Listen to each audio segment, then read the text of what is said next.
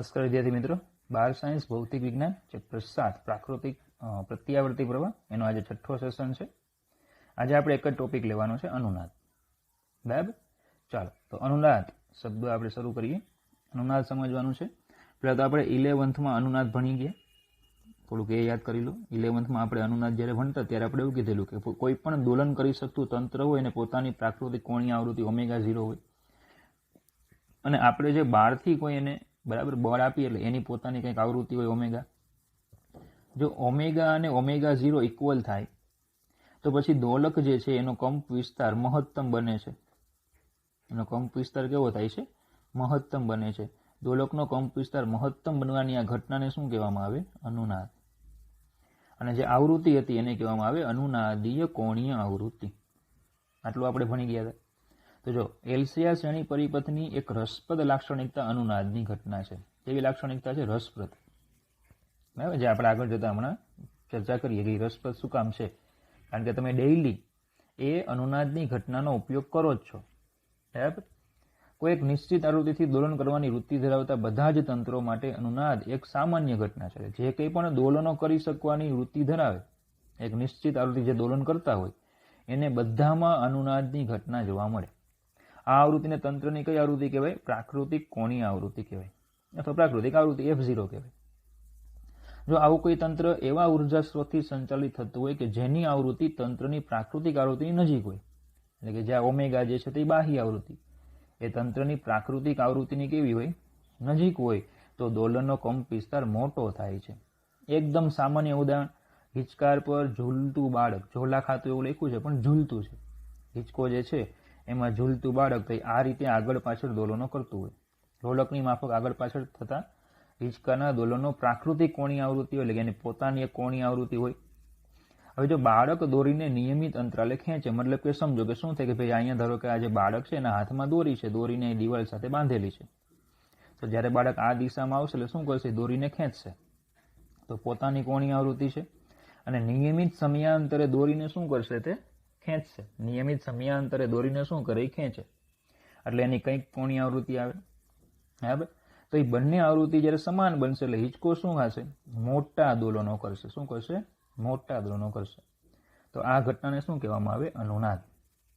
બરાબર, તો આ યંત્રશાસ્ત્રમાં અનુનાદ હતું. ચલો હવે આપણે એસી પરિપથોમાં અનુનાદ શું છે એની ચર્ચા કરીએ. તો એસી પરિપથ માટે પહેલા તો મહત્તમ પ્રવાહનું સૂત્ર લખવાનું છે, પછી અનુનાદીય કોણીય આવૃત્તિનું સૂત્ર મેળવવાનું છે. જુદા જુદા અવરોધો માટે અનુનાદ વક્રો મેળવવાના છે, અને પ્રવાહનો કંપ વિસ્તાર કયા સંજોગોમાં વધારે મળશે તે કહેવાનું.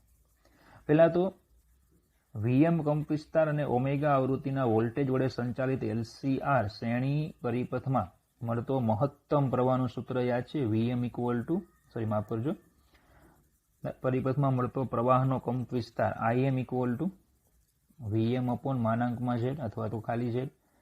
તો IM equal to VM upon વર્ગમૂળમાં આર સ્ક્વેર પ્લસ બરાબર XC minus XL whole square. ચલો IM equal to VM upon વર્ગમૂળમાં આર સ્ક્વેર પ્લસ ચલો એક્સએલ એટલે એક્સી એટલે 1 અપોન ઓમેગા સી અને એક્સએલ એટલે ઓમેગા એલ હોલ સ્ક્વેર. બરાબર, આ મહત્તમ પ્રવાહનું સૂત્ર આવતું આપણી પાસે. સમીકરણ નંબર 1 કહી દઈએ આને. તો જ્યાં શું એક્સી એટલે શું મૂક્યા આપણે? 1 અપોન ઓમેગા સી, અને એક્સએલ આપણે શું મૂક્યા? Omega L. હવે સમજો ઓમેગા એ કોણીય આવૃત્તિ છે. હવે ઓમેગામાં જો હું ફેરફાર કરું, બરાબર, તો મને એક નિશ્ચિત આવૃત્તિ ω0 એવી મળે કે જેથી જેથી એક્સી અને એક્સએલ ઇક્વલ થઈ જાય. હું ઓમેગામાં ફેરફાર કરતો જાઉં, કારણ કે આ બેની બાદબાકી છે કે નહીં. ઓમેગામાં ફેરફાર કરું એટલે 1 અપોન ઓમેગા સી બદલાય, ઓમેગા એલ બદલાય. મને એક આવૃત્તિ ω0 એવી મળે કે જેથી એક્સી અને એક્સએલ બંને કેવા થાય? ઇક્વલ થઈ જાય. મતલબ કે ઝેડ છે એ કેટલો થઈ જશે? તો કે વર્ગમૂળમાં ચલો એક્સએલ અને એક્સી એ બંને ઇક્વલ થઈ ગયા એટલે આ 0 થઈ ગયું, એટલે વર્ગમૂળમાં આર સ્ક્વેર પ્લસ 0 થાય. મતલબ કે ઝેડ ઇક્વલ ટુ શું થઈ જશે? આર. મતલબ કે આ કેવું મૂલ્ય થઈ ગયું? તો કે લઘુત્તમ. કારણ કે સમજો આ જે પદ છે એ પ્લસ થતું કે નહીં? ઝેડમાં પ્લસ થતું, ઝેડનું મૂલ્ય કેવું હતું? વધારે. પણ હવે આ પ્લસ થતું પદ કેવું થઈ ગયું? 0. એટલે હવે કંઈ આરમાં ઉમેરાતું જ નથી, તો ઝેડનું મૂલ્ય કેવું આવે? લઘુત્તમ. તો ઓમેગામાં ફેરફાર કરવાથી ઓમેગા 0 મને એક એવી આવૃત્તિ મળે કે જેથી એક્સએલ અને એક્સસી સમાન થાય અને ઝેડ કેવા થાય? લઘુત્તમ થાય. બરાબર. તો ચલો એક્સસી ઇક્વલ ટુ એક્સએલ કરીએ તો 1 omega 0c equal to omega 0l. તો omega 0 square equal to 1 LC. તો ઓમેગા 0 ઇક્વલ ટુ 1 √LC. તો આ જે આવૃત્તિ મળે આ આવૃત્તિને કહેવામાં આવે છે અનુનાદીય આવૃત્તિ. અનુનાદીય આવૃત્તિ અથવા કોણીય આવૃત્તિ.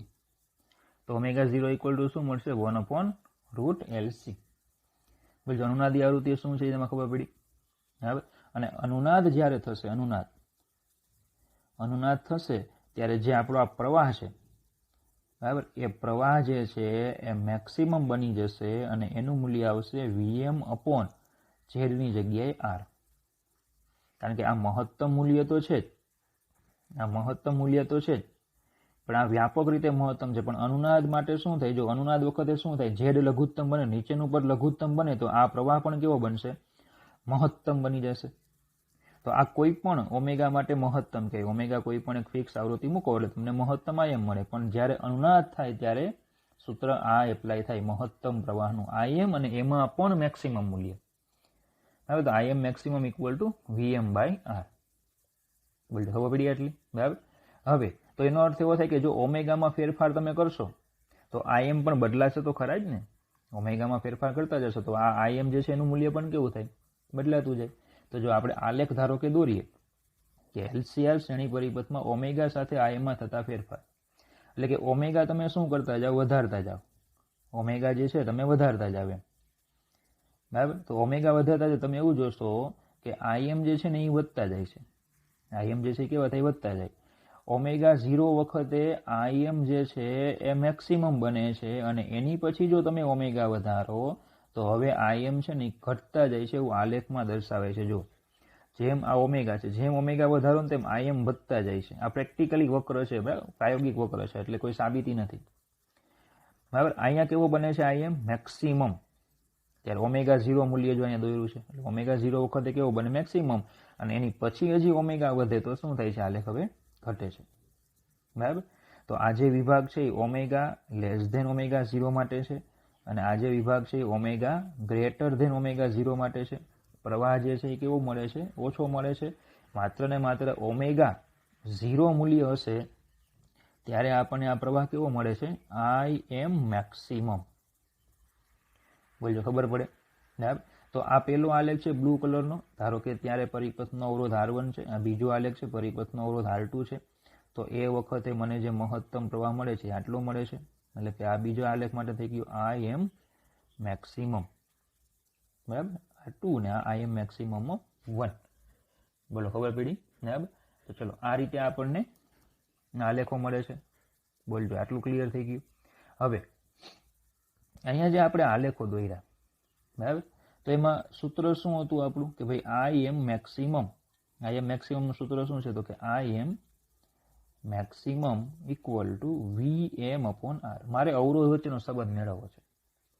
તો R ને હું કરતા બનાવું તો Vm/Im max. મતલબ કે જેમાં પ્રવાહ મહત્તમ પ્રવાહ મોટો હશે તેનો અવરોધ ઓછો હશે. તો જો આપણો સંબંધ શું છે? તો કે આલેખ પરથી Im max of 1 is greater than Im max of 2. પહેલાનો મહત્તમ પ્રવાહ વધારે છે, બીજાનો કેવો છે? ઓછો. તો એનો મતલબ એવો થાય કે R1 is less than R2. તો જે અહીંયા જે R1 R2 છે એમાં કન્ડિશન શું હશે? R1 is less than R2. મતલબ કે આમાં જે અવરોધ છે પહેલામાં અવરોધ છે એ કેવો છે? ઓછો છે. અને બીજાનો અવરોધ કેવો છે? વધારે. બોલે ખબર પડી આટલી? તો જો આલેખ દર્શાવે છે કે અનુનાદીય આવૃત્તિ માટે પ્રવાહનો કંપવિસ્તાર મહત્તમ છે, એટલે ઓમેગા 0 વખતે મહત્તમ છે. તથા કિસ્સા 1 માં પ્રવાહનો કંપવિસ્તાર કિસ્સા 2 માંના કંપવિસ્તાર કરતા વધારે છે, જે દર્શાવે છે કે આપેલ પરિપથ માટે R1 લેસ ધેન R2 છે. એ પરિપથ મેળવ્યો એમાં શું છે? R1 less than R2. તો જો આ આખો પ્રાયોગિક વક્ર છે, બરાબર, એ તમારે યાદ રાખવાનો છે. આમાં આંકડાઓ યાદ રાખવાની કોઈ જરૂર નથી. બસ ખાલી આ વક્રાઓ આવે છે યાદ રાખવાનો અને અહીંયા જે મૂલ્ય આવશે ને એ મૂલ્ય આવશે ઓમેગા 0. બોલજો ખબર પડી આટલી? ઓકે. હવે જો ખરેખર અહીંયા 1 એવું લખ્યું છે કે નહીં? તો ખરેખર શું છે આ? તો કે ઓમેગા અપોન ઓમેગા 0. હવે ઓમેગા ઇક્વલ ટુ ઓમેગા 0 હોય તો that is imply omega upon omega 0 કેટલા થાય? 1 થાય કે નહીં? ઓમેગા અપોન ઓમેગા 0 1 થાય. તો એટલા માટે અહીંયા ખરેખર આલેખમાં શું છે? અહીંયા ઓમેગા અપોન ઓમેગા 0નો આલેખ છે, એટલા માટે અહીંયા 1 લખ્યું છે. પણ આપણે ઓમેગાનો આલેખ બુકવાળે આપણે ઓમેગાનો કીધું છે, તો ઓમેગા મિલિયન રેડિયન પર સેકન્ડ આલેખ છે એવું આપણે માનવાનું. બરાબર. બાકી ખરેખર એન્જિનિયરિંગમાં આલેખ જે છે એ ખરેખર કોનો છે? ઓમેગા અપોન ઓમેગા 0નો છે. ઓકે, પણ આપણે ઓમેગાનો આલેખ લઈને જ આખું ચર્ચા કરીશું. ચલો, આટલું ક્લિયર થઈ ગયું. તો ચલો, આપણો જે પ્રશ્ન હતો એ આખો પ્રશ્ન આવી ગયો. જો શું પ્રશ્નમાં કીધું હતું? મહત્તમ પ્રવાહનું સૂત્ર લખવાનું હતું, તો એ લખ્યું આપણે. અનુનાદિત આવૃત્તિનું સૂત્ર મેળવો તો એ પણ મેળવી લીધું. જુદા જુદા અવરોધોના મૂલ્યો માટે અનુનાદ વક્રો દોરો તો એ પણ વક્રો દોર્યા, એનું એનાલિસિસ પણ કર્યું. પ્રવાહનો કંપનવિસ્તાર કયા સંજોગોમાં વધારે મળે તે જણાવો. તો આપણે કીધું કે ભાઈ એમ જેમાં અવરોધ બરાબર, જેમાં અવરોધ ઓછો હશે એમાં પ્રવાહનો કંપનવિસ્તાર કેવો હોય? વધારે. ચલો, નેક્સ્ટ છે અનુનાદીય પરિપથોમાં રેડિયો તથા ટીવીના ટ્યુનિંગની ઘટના સમજાવો. હવે જે આપણે કીધું તમને શરૂઆતમાં કે અનુનાદની ઘટનાનો આપણે ડેઇલી રોજબરોજ ઉપયોગ કરીએ છીએ. હમણાં તો તમે ફ્રી છો તો હમણાં તો તમે રોજ ઉપયોગ કરો અને આખો દી ઉપયોગ કરતા એવું બને. બરાબર. તો તમે ક્યાં ઉપયોગ કરો છો એની આપણે વાત કરીએ. તમે ક્યાં ઉપયોગ કરો છો ને તે જો. ધારો કે તમારી પાસે એક રેડિયો છે. રેડિયો છે તો એ રેડિયોનું જે એન્ટેના હોય બરાબર, એ જુદી જુદી આવૃત્તિ ધરાવતા તરંગોને શું કરતું હોય? કેચઅપ કરતું હોય. દાખલા તરીકે બરાબર, એમાં રેડિયો જે છે તો એમાં ઘણા બધા સ્ટેશન હોય બરાબર. દાખલા તરીકે 98.3 FM ફ્રીક્વન્સી મોડ્યુલેશન કહેવામાં આવે. FM રેડિયો એટલે FM બરાબર. આ મેગા હર્ટ્ઝમાં આવૃત્તિઓ હોય. દાખલા તરીકે 98.3 તો એ તમને ખ્યાલ છે રેડિયો મિર્ચી, એની આવૃત્તિ અહીંયા આવતી હોય. પછી 92.7 છે બિગ FM, એની આવૃત્તિ આમાં આવતી હોય. પછી 91.1 છે રેડિયો સિટી, એની આવૃત્તિ આમાં આવતી હોય. તેમ જુદા જુદા બરાબર. આપણું સુરત FM છે 101.1 સુરત FM, એની આવતી હોય આવૃત્તિ. વિવિધ ભારતી છે સરકારી, એની આવૃત્તિ આમાં આવતી હોય. તો રેડિયો ટૂંકમાં છે ને આવી બધી આવૃત્તિના તરંગોને શું કરે? કેચઅપ કરે, એન્ટેના છે. હવે એમાંથી આપણે એક ટાઈમ ઉપર એક જ સ્ટેશન સાંભળવાનું હોય કે ભાઈ ધારો કે મારે બરાબર રેડિયો સિટી સાંભળવું છે તો 91.9 જ મને સંભળાવવું જોઈએ. એ જ આવૃત્તિ સાથે શું થવું જોઈએ? આમાં ટ્યુનિંગ થવું જોઈએ. શું થવું જોઈએ? ટ્યુનિંગ. મતલબ કે આટલી બધી આવૃત્તિમાંથી એક આવૃત્તિ શું થવી જોઈએ? સિલેક્ટ થવી જોઈએ. શું થવી જોઈએ? સિલેક્ટ. બરાબર. તો બધી આવૃત્તિ, આખો આવૃત્તિનો ગાળો આવે. એફએમમાં શું આવે કે ભાઈ આખો આવૃત્તિનો શું આવશે? ગાળો આવશે. બરાબર. આવૃત્તિનો ગાળો આવતો હોય છે. એ આવૃત્તિનો ગાળો 88 મેગા હર્ટ્ઝથી 108 મેગા હર્ટ્ઝ સુધીનો એફએમનો ગાળો હોય, જેને કહેવામાં આવે બેન્ડ વિડ્થ. બરાબર. શું કહેવામાં આવે? Band width. બરાબર. બેન્ડ વિડ્થ એવું કહેવામાં આવે છે. અને શું કહેવામાં આવે? Band width. બરાબર. આવૃત્તિનો ગાળો.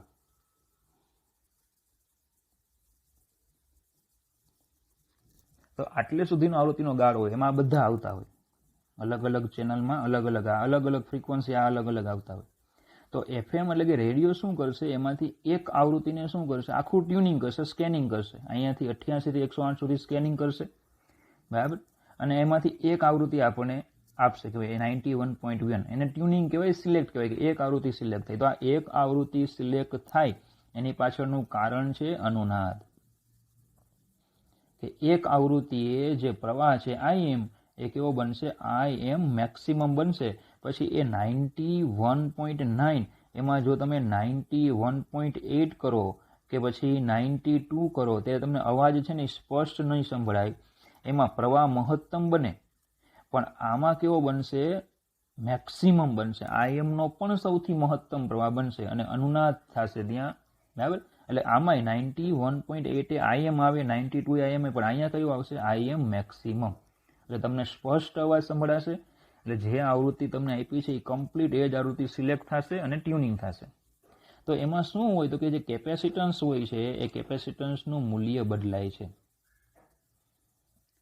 શું થાય, જે તમે ટ્યુનિંગ કરશો, આવૃત્તિ તમે ચેન્જ કરશો, તમે 88 થી તમે શરૂ કરશો 108 સુધી જશો ને તો કેપેસિટન્સનું મૂલ્ય બદલાતું જશે.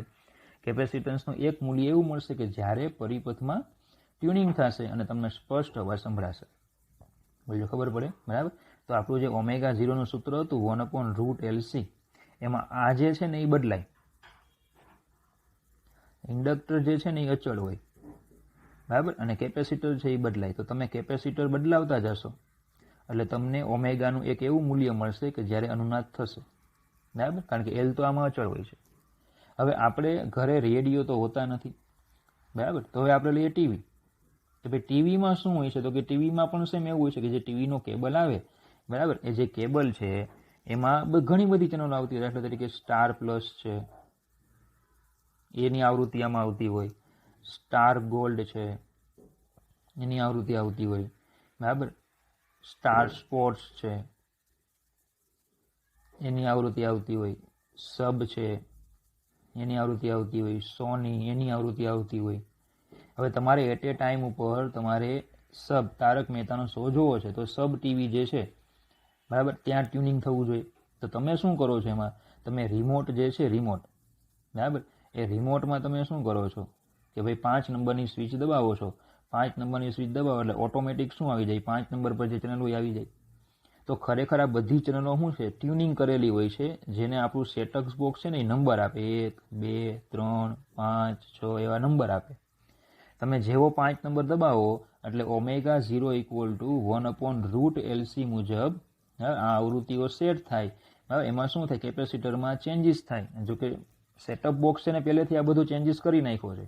તમે 1 નંબર દબાવો, 5 નંબર દબાવશો એટલે ઓટોમેટિક સર્કિટ ટ્યુનિંગ થશે અને 5 નંબરની આવૃત્તિ છે જે સબ ટીવી છે એ સિલેક્ટ થશે અને તમે અહીંયા જોઈ શકશો. તમે 1 નંબર દબાવશો એટલે આ સોની પ્લસ, સ્ટાર પ્લસની જે આવૃત્તિ હશે એનું ટ્યુનિંગ થશે ને તમે, બરાબર, હવે સ્ટાર પ્લસ જોઈ શકશો, બરાબર, દેરાણી જેઠાણીની સિરિયલો જોઈ શકશો. બોલો, ખબર પડે? બરાબર.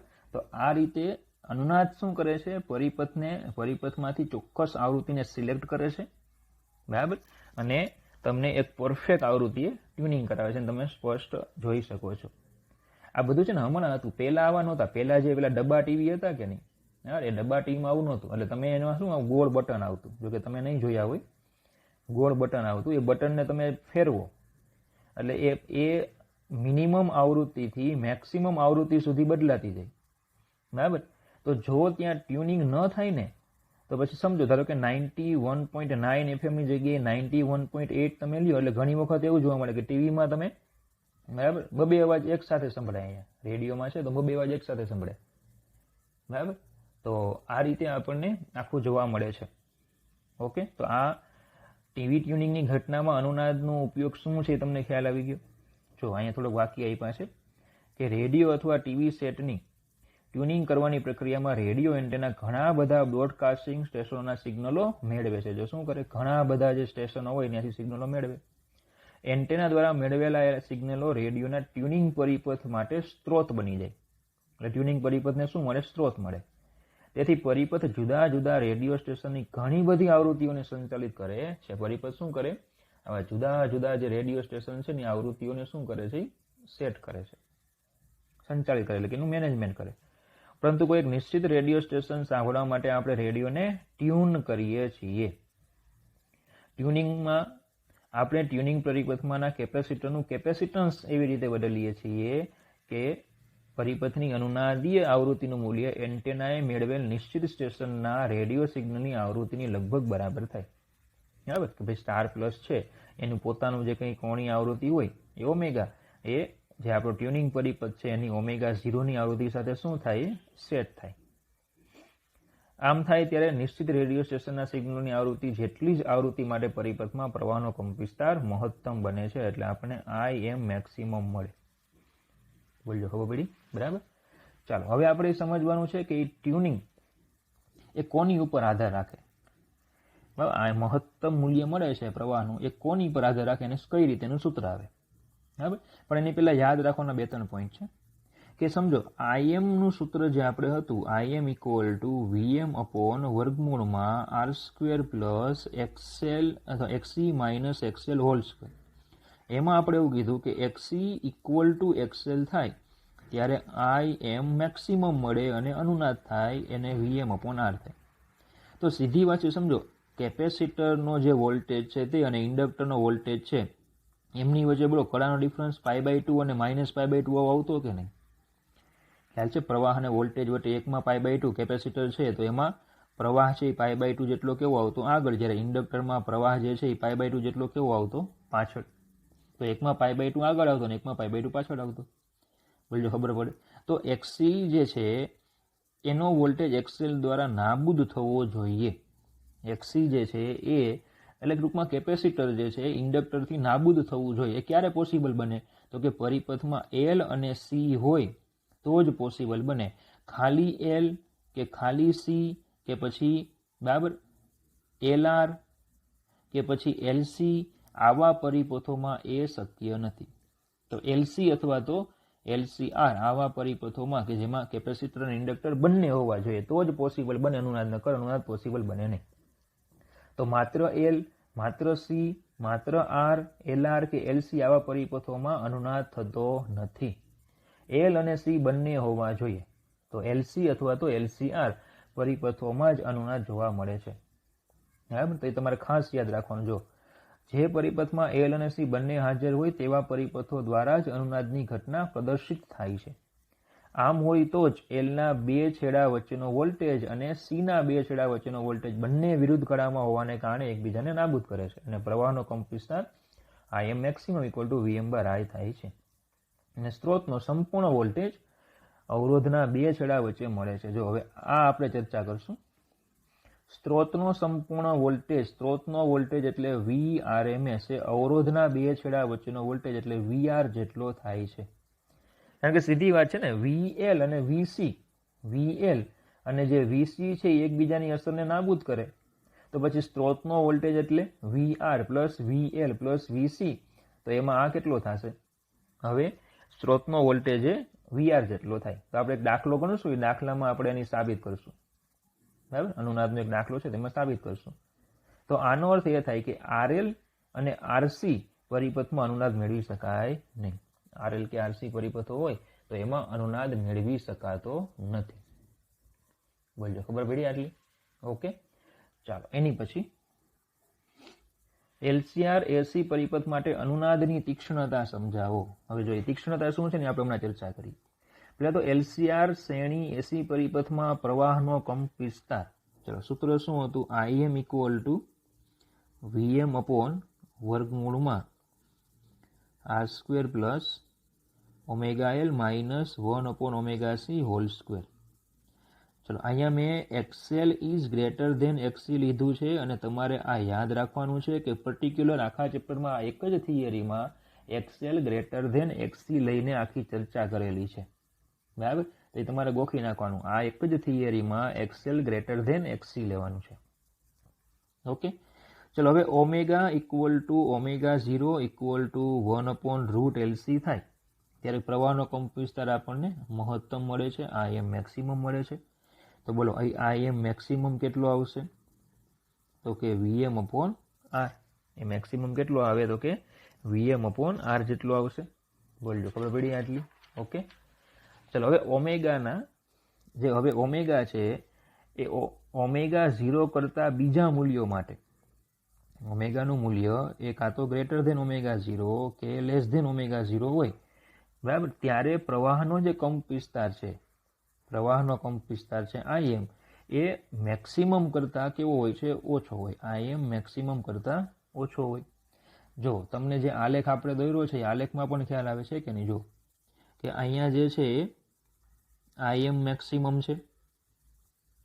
બરાબર? સેમ અહીંયા જો આ પણ કેવો છે? અહીંયા આઈએમ મેક્સિમમ છે 2 અને અહીંયા શું છે? આ ઓમેગા 0 મતલબ કે ઓમેગા ઇક્વલ ટુ ઓમેગા 0 છે, જ્યારે અહીંયા omega less than omega 0, omega greater than omega 0. મતલબ કે હું આની સિવાયનું ઓમેગા 0 સિવાયનું કોઈ પણ મૂલ્ય લઉં તો જો એ વખતે મને શું મળે છે? ઓમેગા 0નું હું બીજું કોઈ પણ મૂલ્ય લઉં, ચલો થોડુંક આપણે નીચે લઈએ, થોડુંક સરળ પડે. ધારો કે મેં ઓમેગાનું મૂલ્ય આ લીધું, ઓમેગાના આ મૂલ્ય માટે આને હું ધારો કે હું કહી દઉં ઓમેગા 2, આ જે મૂલ્ય છે એને કહી દઉં ઓમેગા 1. તો એ મૂલ્ય માટે મને પ્રવાહ કેવો મળે છે? Im મેક્સિમમ કરતાં કેવો મળે છે? ઓછો મળે છે કે નહીં? બોલો ખબર પડે. ઓમેગાના બીજા મૂલ્યો માટે, ઓમેગા 0 સિવાયના મૂલ્યો માટે જે પ્રવાહ જે છે એ કેવો મળે છે? મને ઓછો મળે છે. બોલો ખબર પડી આટલી? ઓકે, ચાલો હવે જો. તો ઓમેગા ગ્રેટર ધેન ઓમેગા 0 હોય કે લેસ ધેન ઓમેગા 0 હોય, Im જે છે એ મહત્તમ કરતાં કેવો મળે? ઓછો મળે છે. બોલો ખબર પડી આટલી? બરાબર. ચાલો હવે સમજો કે પાવર P ઇક્વલ ટુ ધારો કે I² R². લો ખાલી સમજૂતી માટે. તો આ પ્રવાહ જ્યારે 1/√2 થાય એનો વર્ગ એટલે 1/2, મતલબ કે પાવર કેવો થાય ત્યારે? અડધો. બરાબર. તો ઓમેગા છે, ઓમેગા એ ઓમેગાના કોઈ મૂલ્ય માટે, ઓમેગા છે એના કોઈક એક મૂલ્ય માટે, કોઈ મૂલ્ય માટે પ્રવાહનો કંપ વિસ્તાર, પ્રવાહનો જે કંપ વિસ્તાર છે Im મેક્સિમમ, બરાબર, પ્રવાહનો કંપ વિસ્તાર, માફ કરજો, પ્રવાહનો કંપ વિસ્તાર Im, બરાબર,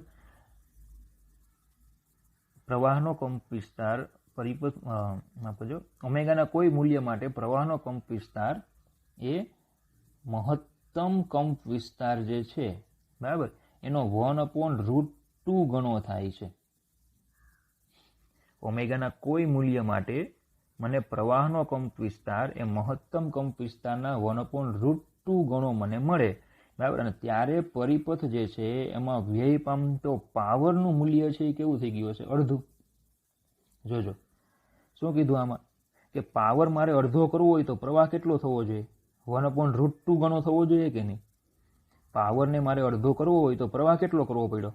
1/√2 ગણો. તો ઓમેગાના કોઈ એક મૂલ્ય એવું મળે કે જ્યારે મને Im જે છે એ કેવો મળે? Im મેક્સિમમનો √2 ત્યારે પરિપથમાં પાવર કેવો હશે? અડધો હશે. મતલબ કે સમજો કે ધારો કે આ મૂલ્ય જે અહીંયા છે અત્યારે, આ મૂલ્ય છે એ ધારો કે મારું Im મેક્સિમમ બાય √2 હોય તો એ જ બિંદુ આગળ પાવર કેવો હશે? Maximum by 2. મહત્તમનો કેવો હશે? અડધો. બરાબર. તો Im મેક્સિમમમાંથી મેં આ કયું મૂલ્ય લીધું? Im મેક્સિમમ મારો હતો એમાંથી મારે કયું મૂલ્ય લેવાનું? તો કે Im મેક્સિમમ બાય √2 હું મૂલ્ય લઉં તો મને ત્યાં પાવર કેવો મળશે? મહત્તમનો અડધો. બોલો ખબર પડે. તો જો ધારો કે મેં આ બિંદુ લીધું, અડધો પાવર હોય ને એમાં મેં બિંદુ લેવા, અડધો પાવર એવા બિંદુ લીધા, તો એકની આવૃત્તિને મેં ઓમેગા 2 કીધી, એકની આવૃત્તિને ઓમેગા 1 કીધી, અને ધારો કે આટલો જે આવૃત્તિનો ડિફરન્સ છે એ ધારો કે ડેલ્ટા ઓમેગા હોય તો તમે ઓમેગા 1 શું લખી શકો? ઓમેગા 0 વત્તા ડેલ્ટા ઓમેગા, અને ઓમેગા 2 શું લખી શકો? ઓમેગા 0 માઇનસ ડેલ્ટા ઓમેગા એવું લખાય. એક ઓમેગા 1 શું લખાય? Omega 0 plus delta omega. એક ઓમેગા 0 થી મોટું હશે અને બીજું ઓમેગા 0 થી નાનું હશે. તો આમની વચ્ચેનો મારે તફાવત લેવો હોય તો ઓમેગા 1 માઇનસ ઓમેગા 2 હું કરું તો ઓમેગા 0 વત્તા delta omega minus omega 0 minus delta omega, તો બોલો એ થઈ જશે 2 ડેલ્ટા ઓમેગા. તો આજે આવે એને કહેવાય પરિપથની બેન્ડવિડ્થ. આજે આવશે 2 ડેલ્ટા ઓમેગા ને શું કહે? પરિપથની બેન્ડવિડ્થ, એટલે આવૃત્તિઓની બાદબાકી. બેન્ડવિડ્થ એટલે શું? આવૃત્તિઓની બાદબાકી. તો જે રાશિ આવશે, રાશિ ઓમેગા 0/2 ડેલ્ટા ઓમેગા ને અનુનાદ વક્રની તીક્ષ્ણતા, રાશિ ઓમેગા 0/2 ડેલ્ટા ઓમેગા ને શું કહે? અનુનાદ વક્રની તીક્ષ્ણતા ના માપ તરીકે ઓળખાય છે. તીક્ષ્ણતાના માપ તરીકે ઓળખાય છે. જોજો ફરીથી શું કરવાનું? મહત્તમ પ્રવાહનો √2 માં ભાગ લેવાનો, એટલે પાવર કેવો થાય? અડધો થાય. પાવર અડધો થતો હોય ને એવા મેં બે બિંદુઓ લીધા.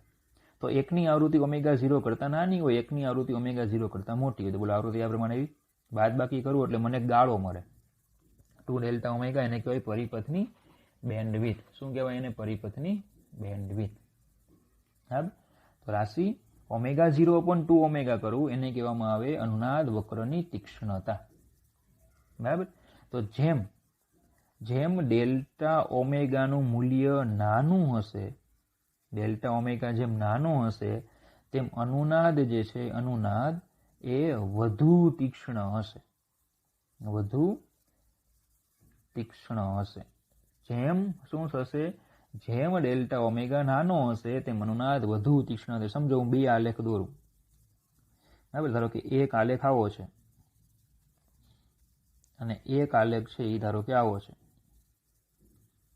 તો આમાં હું પાવરનું અડધું મૂલ્ય લઉં તો મને આટલો ડિફરન્સ મળે છે. આ વક્રમાં જો હું પાવરનું અડધું મૂલ્ય લઉં તો મને આટલો ડિફરન્સ મળે છે.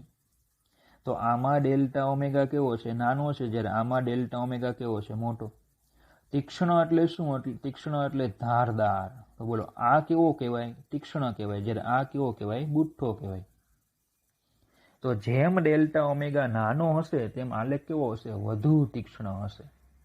સેમ અહીંયા એવું છે, જો આમાં જે મૂલ્યો આપણે આમાં લીધા છે એવા જ મૂલ્યો માટે મને અહીંયા આમ મળે છે, બરાબર. અથવા તો આપણે એવું કહી શકીએ કે આ આલેખ માટે પાવર જે પ્રવાહ જે છે એને આપણે પાવરને અડધો લો અને એની જગ્યાએ આમાં હું અડધો લઉં. પહેલા આલેખમાં આપણે અડધો પાવર લીધો, એની જગ્યાએ ધારો કે આમાં અડધો પાવર લઈએ તો બોલો આ મૂલ્યો અહીંયા આવશે. તો બોલો ડેલ્ટા ઓમેગા કેવો થયો? વધી ગયો કે નહીં? તો આ આલેખ જો અહીંયા બુઠ્ઠો છે, જ્યારે આ કેવો છે? એની કરતાં વધુ તીક્ષ્ણ છે. બોલો ખબર પડે? તો પરિપથમાં અનુનાદ જ્યારે થાય ને અનુનાદ, ત્યારે આ તીક્ષ્ણતા પ્રાપ્ત થવી જોઈએ. જે પહેલાના જે ટીવી હતા ને એવી આવી તીક્ષ્ણતા મળતી નહોતી, બરાબર. જો મળે પણ જો અહીંયા જો તમે ઓમેગાના મૂલ્યો જો 2 3 એક સાથે મળે છે, જ્યારે આમાં પર્ટિક્યુલર એક જ મૂલ્ય મળે છે. આમાં બોલો આટલા મૂલ્યો મળે છે કે નહીં? તો એની નીચે આવૃત્તિઓ છે, બરાબર. તો પરિપથમાં પર્ટિક્યુલર જે તે વિભાગ સિલેક્ટ થતો નથી, જ્યારે આમાં શું થાય છે? સિલેક્ટ થાય છે. તો જો કેટલાક વાક્યો અહીંયા લખ્યા હશે, તો માફ કરજો વાક્યો મેં બીજા લખ્યા નથી, પણ મટીરિયલ જે છે એમાં એ વાક્યો બધા આપ્યા છે, તમને ઇઝીલી ખ્યાલ આવી જશે, બરાબર. તો આ થઈ ગઈ અનુનાદ વક્રની તીક્ષ્ણતા. ક્લિયર આટલું? ચાલો એની પછીનો પોઈન્ટ છે હવે કે ડેલ્ટા ઓમેગા અને ક્યુ ફેક્ટરના સૂત્રો મેળવવાના છે. ડેલ્ટા ઓમેગા અને ક્યુ ફેક્ટરના સૂત્રો મેળવવાના. તો જે આપણે કીધું ડેલ્ટા ઓમેગા એક અજ્ઞાત થયો કે નહીં એનું સૂત્ર, અને ક્યુ ફેક્ટર શું છે એની ચર્ચા આપણે આગળ કરીશું. પહેલા તો ઓમેગા 1 નું આપણે સૂત્ર મળી ગયું કે ઓમેગા 0 વત્તા ડેલ્ટા ઓમેગા, બરાબર. અને ત્યારે પ્રવાહનો કંપ વિસ્તાર Im કેટલો હતો? Im મેક્સિમમનો આપણે કેટલો લીધો? √2 મો ભાગ લીધો, બરાબર. ચલો હવે ઓમેગા 1 માટે પ્રવાહનો કંપ વિસ્તાર લખીએ. ઓમેગા 1 માટે પ્રવાહનો કંપ વિસ્તાર Im equal to Vm upon વર્ગમૂળમાં R² plus omega 1L minus omega 1C whole square. ફરીથી આમાં પણ omega L greater than omega C લીધું. તો ઓમેગા 1 માટે આ પ્રવાહનો કંપ વિસ્તાર થાય. તો Im મેક્સિમમ બાય √2, કારણ કે ઓમેગા 1 વખતે Im કેટલા થાય છે? Im maximum by √2 equal to Vm upon વર્ગમૂળમાં R² plus omega 1L minus omega 1C whole square. Im ની જગ્યાએ શું મૂકી દીધા? Im અપોન √2 વાળું. ચલો હવે Im મેક્સિમમ આપણે ભણી ગયા. Im મેક્સિમમનું સૂત્ર શું છે? Vm બાય R છે કે નહીં? આપણે હમણાં આગળ ચર્ચા કરી. તો અહીંયા હું મૂકી દઉં Vm by √2R equal to Vm by વર્ગમૂળમાં R² plus omega 1L minus omega 1C whole square, બરાબર. ચલો હવે આ બંને પદોની સરખામણી કરીએ તો ઉપર અંશ અંશ તો સરખા છે જ, તો એમ અથવા એમ કહે તો ઉડાડી નાખો. એમ આ બે ઉડાડી નાખો તો એનો મતલબ કે છેદ સમાન થાય. તો આવી રીતે લખાશે કે વર્ગમૂળમાં R² plus omega 1L minus omega 1C નો વર્ગ ઇક્વલ ટુ √2R. બે બાજુ વર્ગ કરી નાખો તો R² plus omega 1L minus omega 1C નો વર્ગ ઇક્વલ ટુ 2R². એક એક R ઉડી જાય. Omega 1L minus omega 1C equal to બોલજો આ એટલે R² અને વર્ગમૂળ લઈ લો એટલે R થઈ જાય. Omega 1L minus 1 upon omega 1C equal to R, બરાબર. ચલો પણ ઓમેગા 1 કેટલા છે? ડેલ્ટા ઓમેગા પ્લસ ઓમેગા 0, જો શરૂઆતમાં લખ્યા છે ઓમેગા 0 પ્લસ ડેલ્ટા ઓમેગા, તો એની કિંમત અહીંયા મૂકી દો. તો બોલો આ રીતે લખાશે.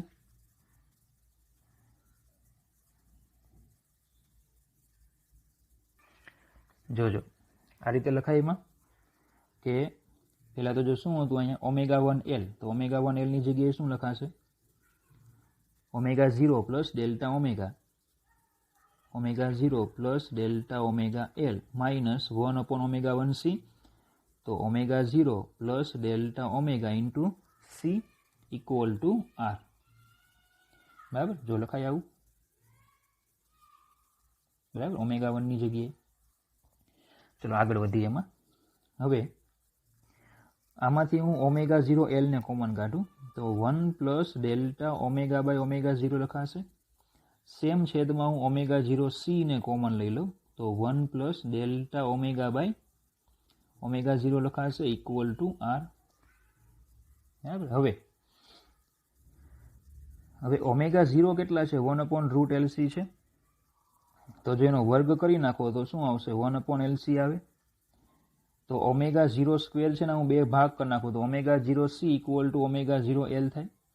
તો આને આમ પણ લખાય કે omega 0L equal to 1 upon omega 0, sorry માફ કરજો, omega 0C equal to 1 upon omega 0L. તો 1 upon omega 0C equal to 1 omega 0L. આનો વ્યસ્ત કરી નાખ્યો ટૂંકમાં, બીજું કાંઈ નથી કીધું. 1 upon omega 0C equal to omega 0L. તો અહીંયા જો 1 અપોન ઓમેગા 0C છે કે નહીં?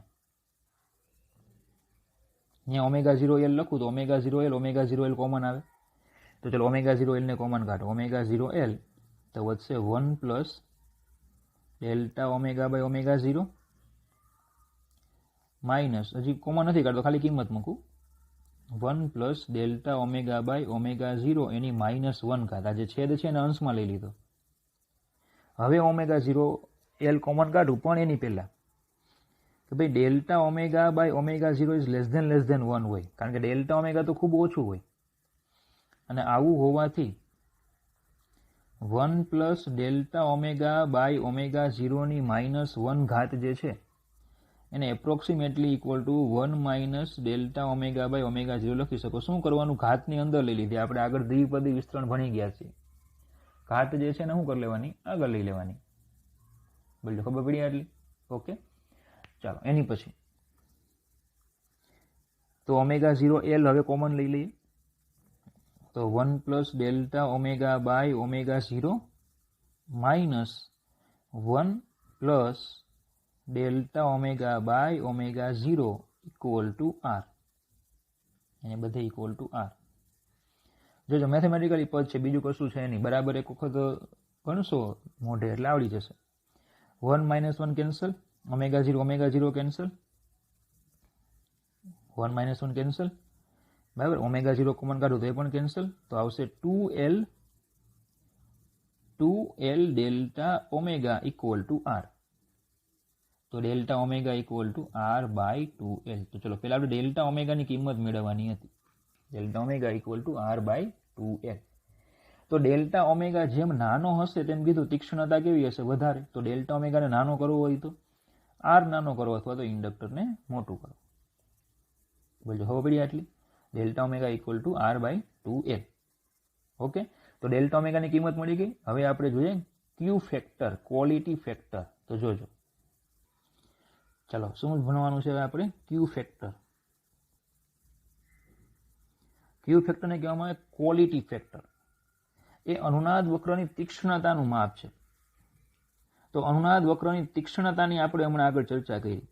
એ તીક્ષ્ણતાને શું કહેવામાં આવે? ઓમેગા 0/2 ડેલ્ટા ઓમેગાને અનુનાદ વક્રની તીક્ષ્ણતા કહેવાય. આપણે કીધું જોઈએ ઓમેગા 0/2 ડેલ્ટા ઓમેગાને શું કહેવાય? એની તીક્ષ્ણતા. બરાબર, ચલો તો તીક્ષ્ણતા ઓમેગા 0/2 ડેલ્ટા ઓમેગા. તો ઓમેગા 0/2 ને ડેલ્ટા ઓમેગા આપણે હમણાં લાવ્યા R બાય 2L, એટલે આ થઈ જશે omega 0L by R. Okay, હવે આ જે આવ્યું ઓમેગા 0L બાય R, આને કહેવામાં આવે ક્યુ ફેક્ટર. શું કહેવાય? Q factor, quality factor. શું કહેવાય? Quality factor. તો quality factor Q equal to omega 0L by R. અથવા તો ω0/2 ડેલ્ટા ઓમેગા.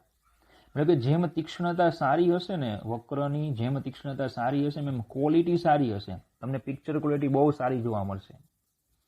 તો ω0 બે બાજુથી કેન્સલ થાય, બરાબર. તો 2 ડેલ્ટા ઓમેગાને હું કરતા બનાવું તો શું આવશે? ω0/Q. 2 ડેલ્ટા ઓમેગાને આપણે કરતા બનાવીએ અહીંયા, બરાબર. 2 ડેલ્ટા ઓમેગાને કરતા બનાવો તો શું આવે? ω0/Q. એટલે કે આ બંનેને સરખામણી કરી, કોની? Qની અને આની.